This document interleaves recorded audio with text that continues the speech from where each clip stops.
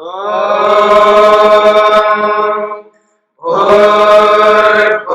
स्वः तत्सवितुर्वरेण्यं भर्गो देवस्य धीमहि धियो यो नः प्रचोदयात्।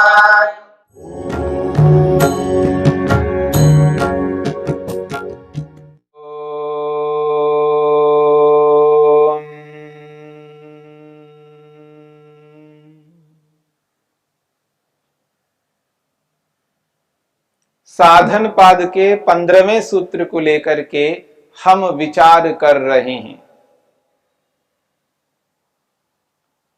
14वें सूत्र में एक बात कही गई थी, उस बात को लेकर के 15वें सूत्र में स्पष्ट किया गया है। बात यह थी कि जो सुख है वह सुख भी प्रतिकूलात्मक होता है। जिस प्रकार से दुख प्रतिकूलात्मक होता है, अनुकूल नहीं होता है, उसी प्रकार सुख भी प्रतिकूलात्मक होता है। किसे? योगी को। आम व्यक्ति को नहीं, योगी व्यक्ति को सुख भी प्रतिकूलात्मक होता है।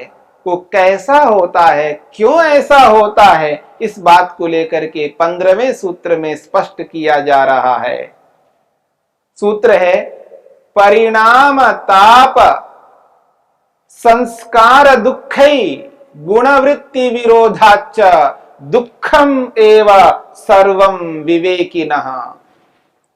विवेकिनः, विवेकी व्यक्ति यानी योगी व्यक्ति, योगाभ्यासी व्यक्ति को सर्वम संपूर्ण सुख, सांसारिक सुख, रूप रस गंध स्पर्श और शब्द, इन पांचों विषयों से प्राप्त होने वाला जो कोई भी सुख हो, वह सुख मात्र दुखम एवा, वो दुख रूप होता है, वो दुखमय होता है, वो दुख से युक्त होता है, दुख मिला हुआ होता है, केवल सुख नहीं होता है। उस दुख, उस सुख के साथ साथ दुख मिला हुआ रहता है। और कैसा वो दुख होता है तो बताया परिणाम दुख, वो एक परिणाम दुख है। दूसरा है ताप दुख, वो ताप दुख है। और तीसरा है संस्कार दुख, वो संस्कार से प्राप्त होने वाला दुख है। और चौथा है गुणवृत्ति विरोधात, गुणवृत्ति विरोध नामक दुख। ऐसे ये 4 प्रकार के दुख है। एक का नाम परिणाम दुख, दूसरे का नाम है ताप दुख, तीसरे का नाम है संस्कार दुख और चौथे का नाम है गुणवृत्ति विरोध दुख। ये पारिभाषिक शब्द है ये चारों। और महर्षि वेदव्यास इन चारों दुखों की व्याख्या करेंगे।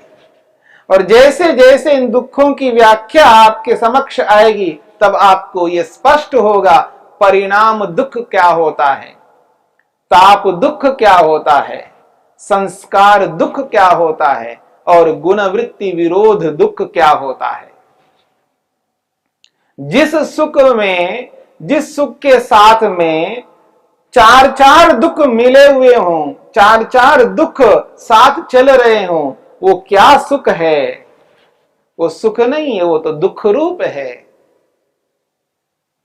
मैं आपको एक उदाहरण देता हूं, आपको स्पष्ट हो जाएगा। मिठाई है, जब वो मिठाई मिठाई के रूप में वो देखता है तो वो मिठाई सुखदाई है, सुख को उत्पन्न करने वाली है, अपनाने योग्य है वो। और हर कोई मनुष्य मिठाई को अपनाना चाहता है, उसको सुख रूप में दिखाई दे रही है वो मिठाई। मिठाई सुख रूप में दिखाई दे रही है, इसका अभिप्राय यह है वो ग्राह्य है, अपनाने योग्य है। यदि उसे ये पता लग जाए कि इस मिठाई में छिपकली गिर गई थी, इस मिठाई में छिपकली गिर गई थी, मरी हुई पाई गई, उसको हटा करके आपको मिठाई दी जा रही है। अब देखिएगा, अब वो मिठाई मिठाई नहीं रही, वो मिठाई सुख रूप नहीं रही, अब वो दुख रूप हो गई है तो मिठाई है। जो मिठाई सुख रूप में दिखाई दे रही थी, वही मिठाई दुख रूप में दिखाई देने लगेगी। क्यों? उसके साथ में, उस सुख के साथ में दुख जुड़ा हुआ है। बहुत अच्छा भोजन है, लेकिन उस अच्छे भोजन में विष मिला दिया जाए। खीर है, खीर बहुत अच्छी बनी है, गाय के दूध से बनी है, बहुत अच्छे चावल का प्रयोग किया गया है, उसमें प्रक्षेप भी है, अर्थात केसर है, मेवे हैं, इलायची है, सुगंधित है, पुष्टिकारक है, रोगनाशक है। पुष्टिकारक भी है, सुगंधित भी है, रोगनाशक भी है, बहुत उपयोगी है। ऐसा जब मान करके उस खीर को वो अपनाने लगता है व्यक्ति, उसी समय उसे ये कहा गया कि नहीं, रुकिए, इसको आप नहीं खा सकते, क्योंकि इसमें छिपकली गिर गई थी। गरम गरम खीर में छिपकली गिर गई थी, वो मर गई, उसको हटा दिया है। अब देखिए, वो जो खीर है, अब वो खीर सुखमय नहीं रही, वो दुखमय हो गई है, विष से युक्त है। अब जो सुख विष से युक्त है, यानी सुख तो है, उस सुख के साथ साथ दुख भी जुड़ा हुआ है। ये नहीं कहा जा रहा है सुख ही दुख है, यह कहा जा रहा है सुख के साथ में दुख है, सुख के साथ में दुख है। ये जो बात कही गई है, उस बात से व्यक्ति यही अनुभव करता है, अब ये सुख नहीं रहा, अब ये दुख हुआ है, ये दुख रूप है, अब ये अनुकूल नहीं है, ये प्रतिकूल है। जैसे लौकिक व्यक्ति लौकिक सुखों के साथ में जब दुख को अनुभव करता है, दुख मिला हुआ स्वीकार करता है, उसके लिए वो विष, जब उसे बोध होता है इस सुख में विष है, इस सुख में विष है, इस सुख में छिपकली गिर गई थी, तो वह सुख उसके लिए दुख रूप हो जाता है। ठीक इसी प्रकार से योगी व्यक्ति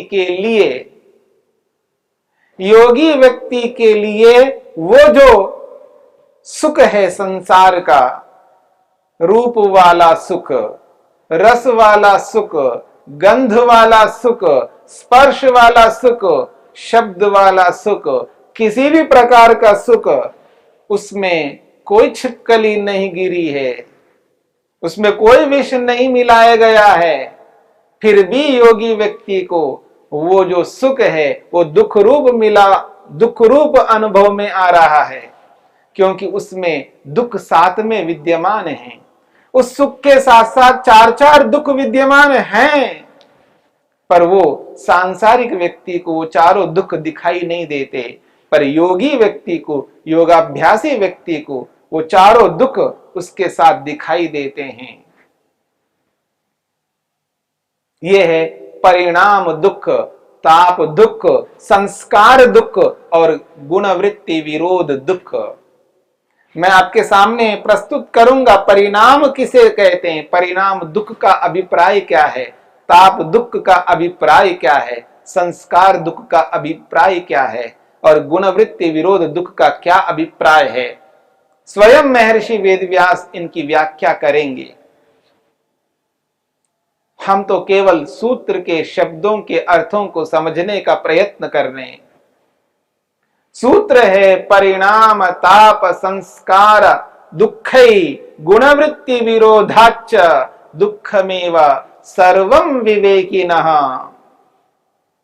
वो कहते हैं विवेकिनः, विवेकी व्यक्ति को सर्वम सर्वम इति सर्वम सुखम, संसार का सांसारिक समस्त सुख दुखम एवा, वो दुख रूप ही दिखाई दे रहा है, वो सुख रूप दिखाई नहीं दे रहा है, दुख रूप ही दिखाई दे रहा है। क्यों? परिणाम दुख होने से, उस सांसारिक सुख में परिणाम दुख होने से, और उस सुख में ताप दुख विद्यमान होने से, उस सुख में संस्कार दुख विद्यमान होने से, और उस सुख में गुणवृत्ति विरोध दुख विद्यमान होने से, ये चार दुख वहां पर विद्यमान हैं। उस सुख के साथ साथ चारों दुख रहते हैं। सुख को चारों दुखों ने घेर लिया है। इस स्थिति में योगी व्यक्ति को वो जो सांसारिक सुख है वो सुख के रूप में प्रतीत नहीं होता, वो सांसारिक सुख दुख के रूप में प्रतीत होता है। इसलिए उस सांसारिक सुख को व्यक्ति दुख मान करके उसको त्याग करता है, क्योंकि वो प्रतिकूलात्मक होता है। इसलिए महर्षि वेदव्यास ने कहा है, सांसारिक सुख दुख रूप होता है प्रतिकूलात्मक होने से। विषय सुख काले अपि दुखम अस्ति एव।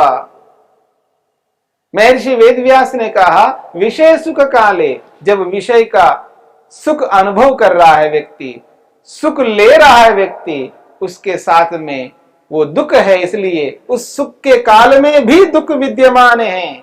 दुखम अस्ति एव प्रतिकूलात्मकम, क्यों? वो प्रतिकूल स्वरूप है। किसके लिए? योगिनः, योगी के लिए। योगी को वो प्रतिकूलात्मक है, भोगी को नहीं है, क्योंकि भोगी उस दुख को देख नहीं पाता। एक नहीं, दो नहीं, तीन नहीं, चार दुख है, फिर भी भोगी व्यक्ति उसको अनुभव नहीं कर पाता। केवल योगी ही उस दुख को अनुभव कर पाता है। महर्षि वेदव्यास ने इस सूत्र की 15वें सूत्र की जो व्याख्या की है, अद्भुत व्याख्या की है, विस्तार से समझने का समझाने का प्रयास किया है। वो कहते हैं, सर्वस्यायम रागानुविद्धः, सर्वस्य अयम रागानुविद्धः चेतन अचेतन साधन अधीनः सुखानुभवः इति। महर्षि वेदव्यास इस 15वें सूत्र की व्याख्या करते हुए स्पष्ट कर रहे हैं, सर्वस्य अयम सुखानुभवः इति। सर्वस्य अयम सुखानुभवः, अयम सुखानुभवः, अयम यह सुखानुभव, सुख का अनुभव, ये जो सुख की अनुभूति है, सर्वस्य सबको होने वाली अनुभूति। सर्वस्य से मनुष्य मात्र को लिया है, इतना ही नहीं, सर्वस्य से प्राणी मात्र को लिया है।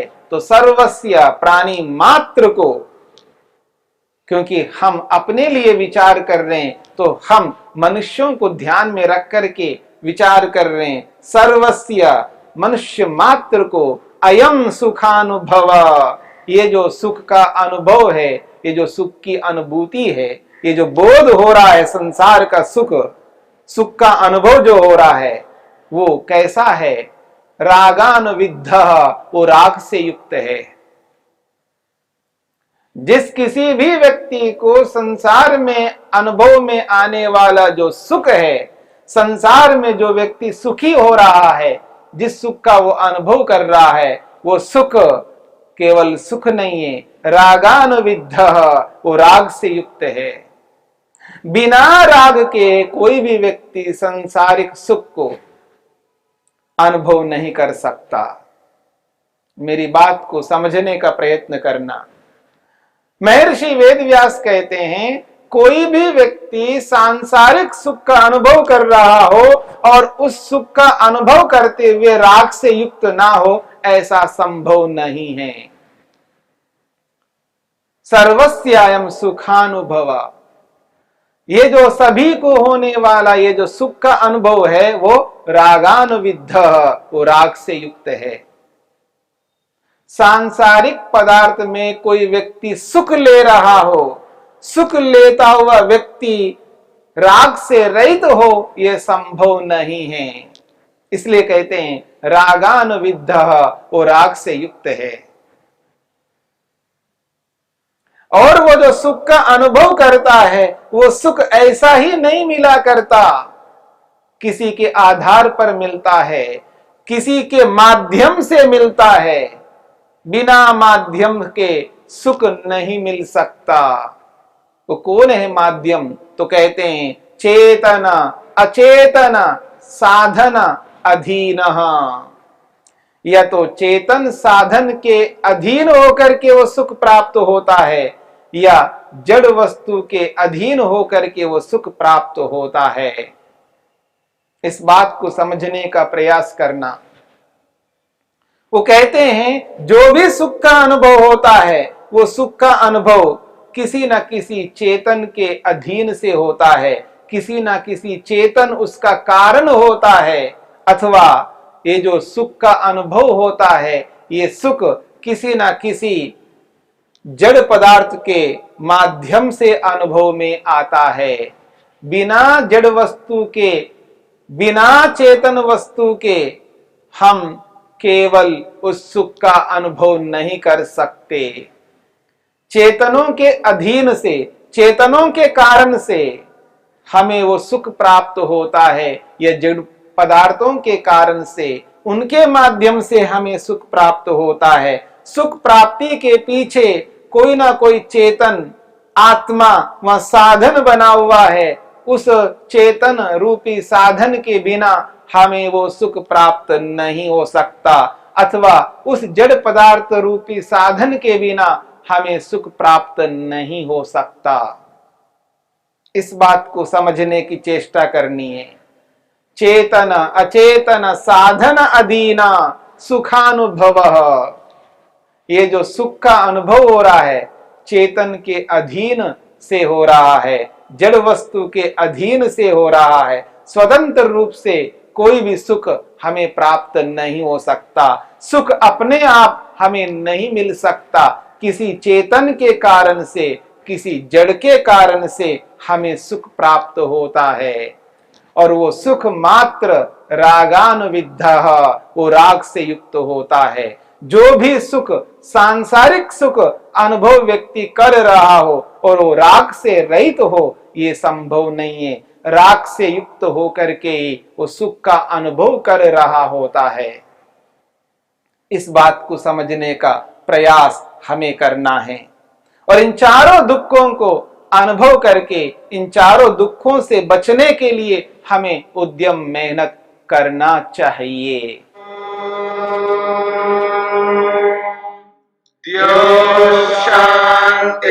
शांतिरंतरिक्षं शांति पृथिवी शांतिरापः शांतिरोषधयः